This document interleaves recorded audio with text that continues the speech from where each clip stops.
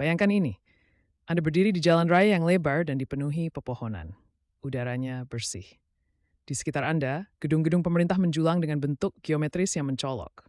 Kaca, kayu, dan taman atap hijau. Sebuah bus trik melintas tanpa suara. Tim Dil Atasap Nalpot tanpa klakson. 80% desain lahan di sekitar Anda adalah hutan hujan belum tersentuh. Anda pikir Anda berada di Skandinavia? Anda tidak. Anda berada di Indonesia. Kota yang selama beberapa dekade kita sebut kacau, padat penduduk, dan tenggelam, kini sedang membangun ibu kota yang membuat sebagian besar kota terencana di dunia merasa malu. Kolega saya dari Barat melihat saluran ini dan berkata, tidak ada yang mau menonton konten serius tentang Indonesia. Ini tidak akan pernah mencapai 10.000 pelanggan. Dia mengatakan, cerita-cerita kita terlalu berat, terlalu lokal, terlalu tidak relevan. Tetapi saya percaya cerita-cerita seperti ini layak didengar. Berzaan online sekarang buktinya slow. Tunjukkan perjanjian bahwa kita orang Indonesia selalu kita sesama. Assalamualaikum, Tambatan. Hari ini, terus ingin speaking taruh. Suka na balik sa ibang sebagai sama sebagai merita bali asan, metivirin to kiri arah tidur bergusta, tan wena semua. Dan ada satu fakta di tengah video ini yang bahkan membuat para perencana kota senior di Eropa terdiam. Mari kita mulai dari tahun 2019. Karena disinilah cerita ini dimulai. Jakarta sedang tenggelam. Bukan secara metaforis, tetapi secara harfiah. Sebagian wilayah Jakarta Utara tenggelam dengan kecepatan 25 cm per tahun. Kota ini terletak di atas 13 sungai. Dengan hampir 44% lahannya sudah berada di bawah permukaan laut. Kantoran wasetas melitas kegerianal aparo koma milion martuar untuk indaznya produktivitas. Kualitas uir, termasuk buruk komersi tersegalak dalam terperdu. Dan populasinya lebih dari 10 juta di dalam kota. Lebih dari 30 juta di wilayah metropolitan oleh Hambistis, mencekik setiap sistem yang dibangun untuk melayaninya. Dengan Jakarta jenab jutam. Jalanan banjir, jalan raya macet, kereta penuh sesak. Media internasional menyebutnya tidak terkendali. Analis perkotaan memperdebatkan apakah sudah terlambat. Namun, di tengah kekacauan itu, sebuah keputusan mulai terbentuk. Keputusan yang sebagian besar pemerintah tidak akan pernah berani ambil. Indonesia tidak akan menambah luka yang ada. Indonesia akan membangun sesuatu yang sepenuhnya baru. Pengumuman itu datang pada Agustus 2019. Ibu kota akan dipindahkan, bukan ke kota lain yang sudah ada, melainkan ke hutan hujan Kalimantan Timur. Ke tempat yang pada saat itu sebagian besar berupa pepohonan, tanah merah, dan keheningan. Dunia kembali tertawa. Namun Jakarta belajar dari pengalaman pahit, dan Nusantara pun lahir. Sekarang coba tebak ini. Nusantara dirancang untuk mencakup total area sekitar 296 hektar. Angka itulah yang sering dilewati orang tanpa berhenti. Tapi berhentilah sejenak, karena angka itu layak untuk dirasakan. 256.000 hektar lebih besar dari Singapura. Seluruh negara, hampir 4 kali lipat. Luasnya lebih besar dari ibu kota negara Thailand, Malaysia, Vietnam, dan Filipina. Jika Nusantara diletak di atas Greater London, luasnya akan meluas jauh melampaui batas luar kota. Ini bukan blok kota, ini bukan distrik. Ini adalah ibu kota itu yang dalam skala diekspand misteri di negara untuk membangun seluruh negara. Dan inilah yang membuat angka tersebut semakin luar biasa. Dari 256.000 hektar tersebut, 80% dialokasikan untuk tetap menjadi ruang hijau, hutan lindung, dan zona penyangga ekologis. Inti perkotaan yang dibangun sebenarnya hanya sebagian kecil dari total luas lahan. Indonesia tetap meningkatkan intermitiskan and bagus indikat. Nah tidak ada perst delay hutum reforce basgarisik tuistekthon. Itu hampir sama dengan kota pemerintahan modern sebesar pusat metropolitan Seoul, dan kemudian mengelilinginya dengan taman nasional yang dilindungi sebagai halaman depannya. Satu angka. Jika dirasakan dengan benar, itu mengubah segalanya. Disinilah kita turmeric.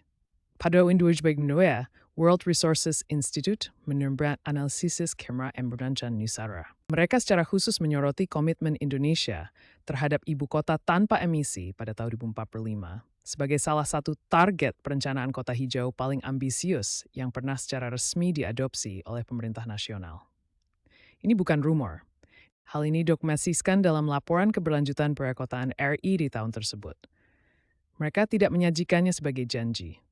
Mereka menyajikannya sebagai tolok ukur, yang seharusnya menjadi tolok ukur bagi negara lain. Program Permukiman Manusia Perserikatan Bangsa-Bangsa (UN Habitat) memasukkan Nusantara sebagai studi kasus unggulan dalam diskusi seputar perencanaan ibu kota yang siap menghadapi masa depan. Ketertarikan mereka bersifat spesifik. Mereka tidak mempelajari Nusantara karena kota itu sudah selesai dibangun. Mereka mempelajarinya karena prinsip-prinsip yang tertanam dalam desainnya. Integrasi hutan, jaringan mobilitas yang mengutamakan transportasi umum, dan ketiadaan kendaraan pribadi berbahan bakar fosil di zona inti kota. UN Habitat mencatat bahwa tidak ada diubsbrowers en nemterpensedeng untuk prinsip budal yang mencapai di berisiputanis dan for feeling. Di Korea Selatan, Departemen Perencanaan Kota di Universitas Nasional Seoul mulai memasukkan rencana induk Nusantara ke dalam mata kuliah pasca sarjana tentang pembangunan perkotaan berkelanjutan pada tahun 2023. Alasan yang dimakan oleh para dosen, progni mewakili kabz nagkoreka dengan pemerintah beliprea entuad urbanisasi, pelestarian ekologi, dan desentralisasi ekonomi STRISN dalam skala nasional. Mesir, yang saat ini sedang membangun ibu kota administratif barunya di sebelah timur Kairo, telah mengirimkan delegasi ke Indonesia untuk mempelajari model tata kelola di balik otoritas pembangunan Nusantara. Model Indonesia, sebuah entitas pembangunan berdaulat khusus yang beroperasi di luar birokrasi kota madya standar, secara khusus diteliti sebagai pendekatan struktural yang ingin dipahami oleh Mesir. Di Australia, Fakultas Perencanaan Kota Universitas Melbourne telah menggunakan Nusantara sebagai studi kasus nyata tentang bagaimana negara berkembang dapat memimpin, bukan hanya mengikuti dalam percakapan global mengenai desain kota yang sadar iklim. Ini bukan rumor. Ini adalah keterlibatan yang terdokumentasi dari lembaga-lembaga terkemuka di 4 benua. Dunia tidak menunggu Nusantara selesai sebelum memperhatikan. Dunia memperhatikan sekarang juga, justru karena apa yang sedang diupayakan. Tapi tunggu, Anda mungkin bertanya, mengapa Indonesia? Mengapa bukan Singapura, yang jauh lebih terorganisir? Mengapa bukan Jepang, yang telah membangun kota-kota terencana kelas dunia selama beberapa dekade? Mengapa bukan Korea Selatan yang mengubah negara yang hancur akibat perang menjadi kekuatan desain dalam satu generasi? Jawabannya sederhana. Terjutsit, Singapura membangun sistem perkotaannya dengan kekayaan per kapita yang luar biasa.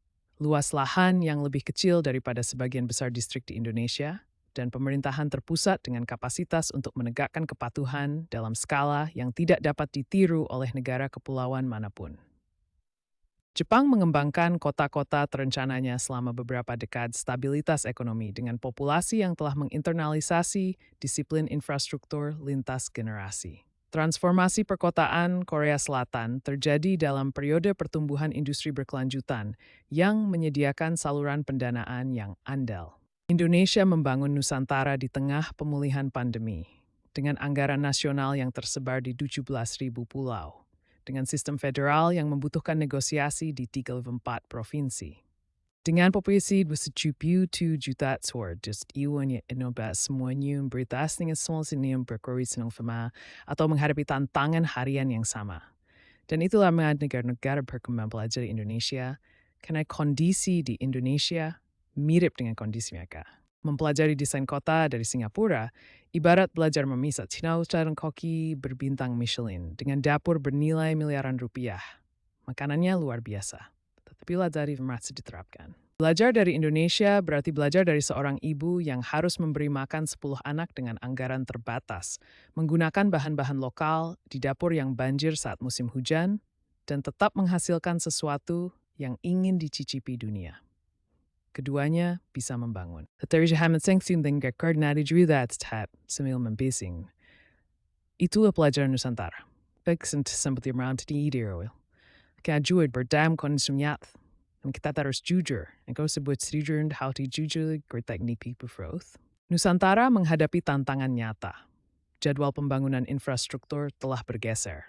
Beberapa investor swasta yang awalnya berkomitmen pada proyek tersebut telah menarik diri dengan alasan ketidakpastian politik setelah transisi kepresidenan tahun 2024. Relokasi kementerian pemerintah berjalan lebih lambat dari jadwal yang diproyeksikan semula. Dan para kritikus, termasuk akademisi Indonesia dan kelompok masyarakat sipil, telah mengajukan pertanyaan yang sah tentang penggusuran masyarakat adat setempat di Kalimantan Timur. Dan apakah hak atas tanah mereka telah sepenuhnya dilindungi dalam proses perencanaan. Kekhawatiran ini bukanlah catatan kaki. Ini adalah bagian dari kisah sebenarnya. Ini bukanlah tanda-tanda kegagalan. Ini adalah tanda-tanda pertumbuhan. Sebuah proyek sebesar ini, dalam demokrasi dengan kompleksitas seperti ini, tidak akan pernah bergerak dalam garis lurus. Arahnya sudah benar. Isual et Philus Strengthington.